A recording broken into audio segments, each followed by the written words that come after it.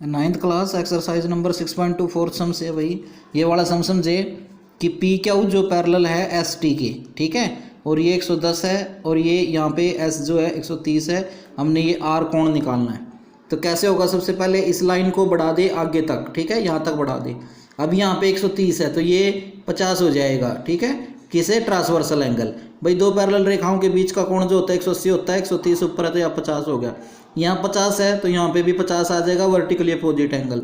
जब ये 110 है, 180 में से 110 गए तो यहाँ हो जाएगा 70, 70 और 50 120, तो ये आर निकल जाएगा 60 का, ठीक है। अब इसको कैसे करेंगे, given P Q parallel S T, ये जो लाइन है पी क्यू ये एस टी, इसके एस टी के पैरेलल है। ये 110 डिग्री दे रखा है और ये 130 दे रखा है और फाइंड करना हमने क्यू आर एस, ठीक है। ये तो बुक में से देख के लिख लेना भाई।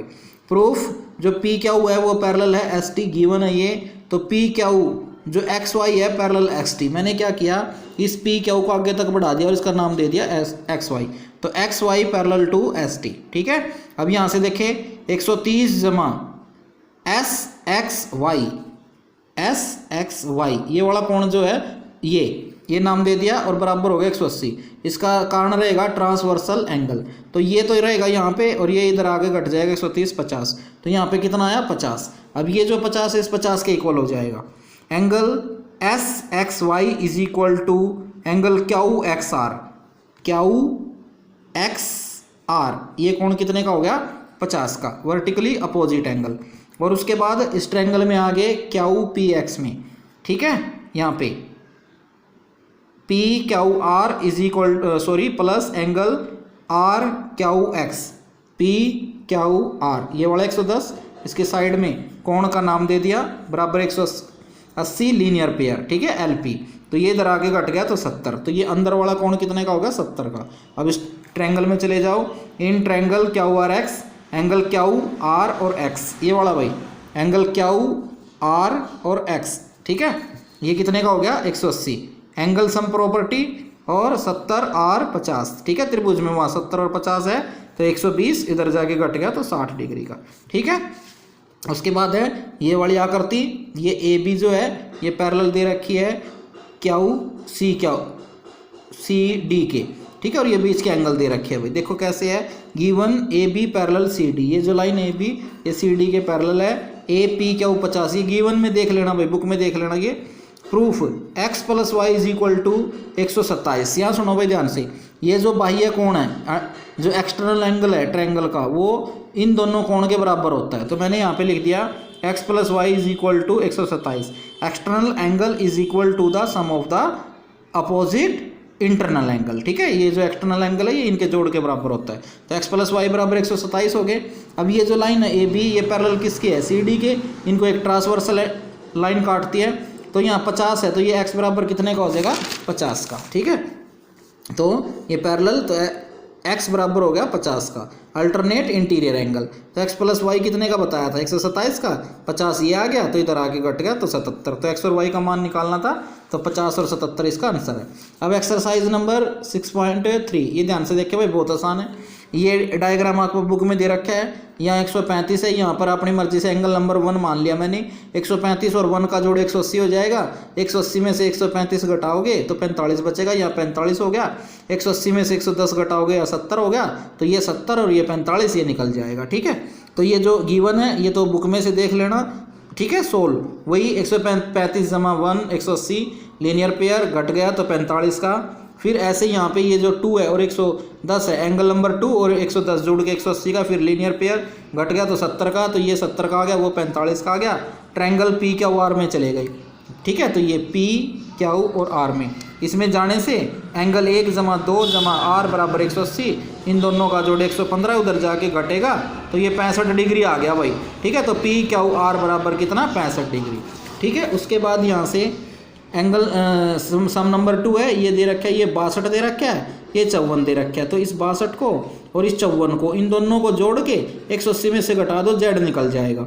फिर ये जो लाइन है ना ओ वाई, इसको हाफ करती है, तो ये 54 है, तो 54 का आधा 27 हो गया, और यहाँ 62, यहाँ कुछ निकलेगा, यहाँ निकलेगा 64, तो 64 का आधा करोगे तो ये कितना हो जाएगा 32, तो 32 को और उसको जोड़ करके ये घटा देना 180 में से, ये निकल जाएगा। ठीक है, अब ये देखो भाई 62, 54 और ये तो दे रखा है और ये निकालना है, तो सॉल्यूशन यहाँ से है in triangle X Y Z, पूरे कंप्लीट में एक्स वाई जेड में, एक्स वाई और जेड 62, 54 और जेड का जोड़ 180, इन दोनों को जोड़ेंगे तो 116 आएगा, उधर जाके घट जाएगा तो 64, तो जेड कितने का निकला 64 का। ठीक है, अब Y O and Z O bisect of angle X Y Z and angle X Z Y, क्या कह रहा है, ये जो लाइन है ना ओ वाई और ओ जेड, इनको बाइसेक्ट करती है, तो 54 का आधा कितना 27 और इसका 32, ये देखो यहाँ पे, ये मैंने आप दे करके लिख दिया यहाँ पे 27, 32। अब छोटे इसमें छोटे वाले ट्रायंगल में आ जाएंगे ओ वाई जेड में, in triangle Y O Z में, तो Y plus O plus Z 180 sum of angle sum property, तो 27 ओ ऐसे कैसा 32, दोनों जोड़ के 59 और उधर जाके घटा देंगे तो 121। ठीक है, ऐसे एक ये आकृति दे रखी है भाई, ये भी समझें, ये ए बी जो है ए बी ये पैरेलल है डी ई के, और ये एक ट्रांसवर्सल लाइन है। ठीक है, जब यहाँ पे 35 है, ये नीचे की तरफ है, ये ऊपर की तरफ है, तो अल्टरनेट इंटीरियर एंगल, तो यहाँ 35 आ जाएगा, इन दोनों को जोड़ के 180 में से घटा देंगे, ये निकल जाएगा। A B parallel D E B A C 35, ये तो गिवन है, फाइंड ये करना है, ये स्टेटमेंट है भाई ये तो। ठीक है, तो यहाँ से सॉल्यूशन देखें, A B parallel D E given, और जो B A C is equal to D E D 35, जो मैंने कहा था अल्टरनेट इंटीरियर एंगल है, नीचे वाले ट्रायंगल में चले गए, तीनों का जोड़ 180 होता है, एंगल सम प्रॉपर्टी लिख देना यहाँ पे, एंगल सी ऐसे कैसे, इन दोनों को जोड़ना 180, इन दोनों का जोड़ 88 और इधर आगे घट गया तो 92। ठीक है, तो सी निकल गया 92। अब ये वाला ट्रायंगल देखे भाई ध्यान से, ये 40 और ये 95 और 40, ये दो कोण दे रखे हैं, तो 180 में से ये दोनों जोड़ के घटा दो तो ये 45 निकल जाएगा। जब ये 45 है तो ये भी 45 होगा, क्यों, वर्टिकली अपोजिट एंगल है। अगर इधर 45 आ गया, इधर 75 है, इन दोनों को जोड़ के 180 में से फिर घटा दो, तो देखिए भाई कैसे, ये तो गिवन आपका, ये फाइंड करना है, तो proof in triangle P R T इस वाले में, वही इन तीनों का जोड़ 180 sum of angle sum property, और 135 इनका जोड़, ये ऐसे कैसे पी टी आर, ये उधर जाके घटेगा 135, तो कितना बचेगा 45, वो यहाँ लिख दिया मैंने। अब P T R is equal to S T Q 45। ठीक है, वर्टिकली अपोजिट एंगल, तो यहाँ इस वाले ट्रायंगल में आ गया अब एस टी क्यू में, एस टी क्यू 75 45 जमा एस क्यू टी 180, वही फिर एंगल सम प्रॉपर्टी, इनका जोड़ 120 उधर जाके घट गया तो 60। ठीक है, अब ऐसे ही ये वाला है भाई, इसमें देखो कैसे, यहाँ पे 65 है, यहाँ पे 28 है, यहाँ पे एंगल 1 लेट कर लेना है, तो एंगल 1 प्लस 28 बराबर 65, तो इन दोनों का जोड़ निकल जाएगा, ये तो गिवन है, ये प्रूफ देखो 1 प्लस 28 इज इक्वल टू 65।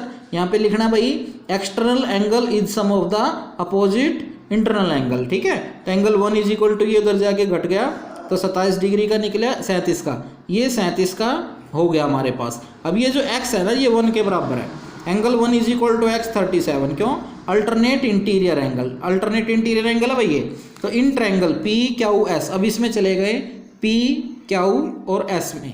ठीक है, ये 90 का, ये x जो है 1 के बराबर हो गया, कितना 37, और ये y निकल जाएगा यहाँ से 90 जमा 37 जमा y बराबर 180, ये दोनों जुड़ के 127, उधर जाके घट के 53, तो x और y का वैल्यू लिख गई भाई।